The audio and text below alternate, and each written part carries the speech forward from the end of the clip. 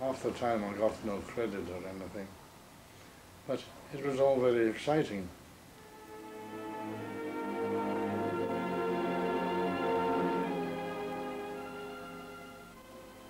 To me, the perfect company was the Archers. I love the Archers. Altogether, I was something like 8 years with the Archers, in very peculiar capacity, because I was always doubling up for people who were either leaving to go on to other films. I never knew. I was third assistant, second assistant, runner. I was, at different times I was everything. I worshipped Mickey. I mean, I'd never seen or heard of him before, but he was such an incredible live wire. He had a bald head that looked as if it was illuminated from underneath, and I think it probably was. But this head used to glow under the arc lamps, and there was Mickey running around in a pullover, being nasty to people, and nevertheless being nice to me. Of all the films that you've worked within, which one meant the most to you? Matter of life and death, without any question. The opening scene on the beach, and he's floating ashore, and the boys playing his flute in the sand dunes. I found all that tremendously romantic, and I just loved it.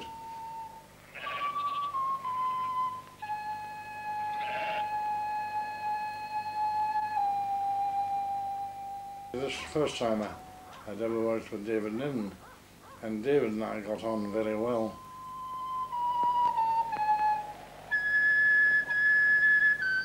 Good morning. Good morning. Where do I go from here? Huh? I'm new. I only just arrived. Where do I report? You mean the aerodrome? Aerodrome? In build and shape of head and things, I was rather similar to David. There were one or two photographs, and you can see a resemblance. And every now and then, well, there was one shot of David running down the staircase to heaven. When David saw the truss that was supposed to go in between his legs and things, he said, "I'm not losing my love life for anybody, get Laurie."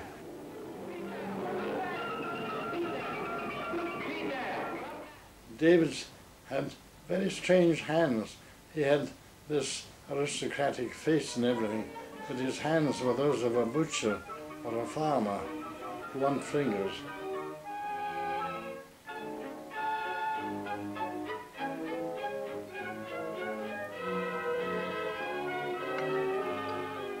And so every time there was a close-up of hands, it was Laurie, come and put David's jacket on, or David's, and so that I did, every time you see an Archer's film, there's my hands.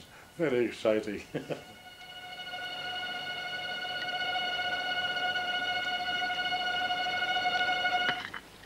Marius Goring was without doubt the most intelligent actor I've ever known. He had started life as a ballet dancer, and he was a most cultured man.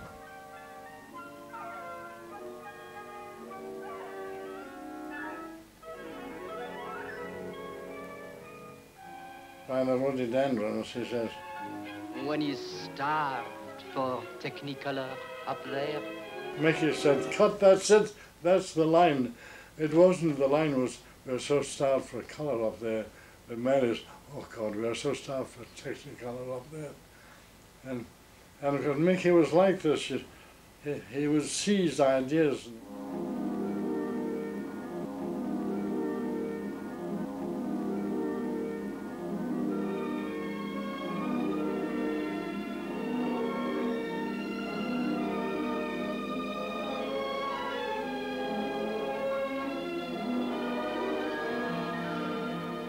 I remember after Red Shoes, I was giving a lecture somewhere, and I came out of the theatre. A lady rushed up to me and said, "Oh, Mr. Knight, I've never forgotten Red Shoes. It was wonderful. I gave myself a concussion. Oh, I'll never forget it." And I said, "How did you get a concussion?" "Oh," she said, "the music and everything. I came out of the cinema in a whirl, walked straight into a lamppost and got concussion."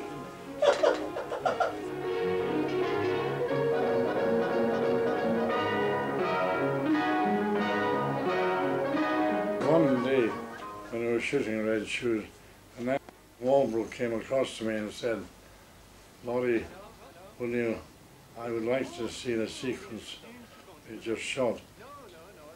And so we went into the theatre, just Walbrook and myself. We put the sequence on, and I heard a voice behind me saying, "I am wonderful. I am marvelous. Oh God, I am great. I am wonderful." Voilà, Monsieur Craster, tout le monde. Ah, Monsieur Craster? Yes, of course he's on a contract to me. Yes, he's going to. He's starting on a new ballet. Right away. Full of gaiety and charm. La Belle Meunière, booked by Marcel Lucien. Huh? Yes. Oh, yes, it's a wonderful roof, of course. Au revoir, chère madame, au revoir. He thought he'd never seen anything like it. But to hear somebody saying, "Aren't I wonderful? I'm magnificent. Oh, I'm great. Ah, wonderful." Thank you very much. I'm proud of you. Mr. Lamotov, I would like... Looking back about what you've done throughout your life, do you feel lucky to have had that kind of lifestyle? No, I'd like to have made a nice big feature. I think I would. Although, strangely enough, unless I'd done something really spectacular, no. Do you think that film directors had to be like Powell, to be quite ruthless and quite hard people? Oh yes. You don't think that was part of your character? No, not at all. No, you have to have a sort of colossal conceit and be convinced that you're right and everybody else doesn't matter. I was, I'm afraid, never quite like that. No, I wasn't tough enough or ruthless enough. And do you think that actually working within the business has added to your life? Because you've obviously had a fondness for films. Paid the rent. Cut!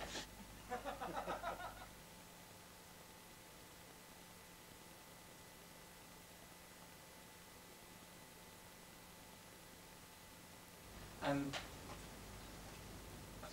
right, when you look back when you... hang on a minute, hang on a minute. It's a strange life, let's face it.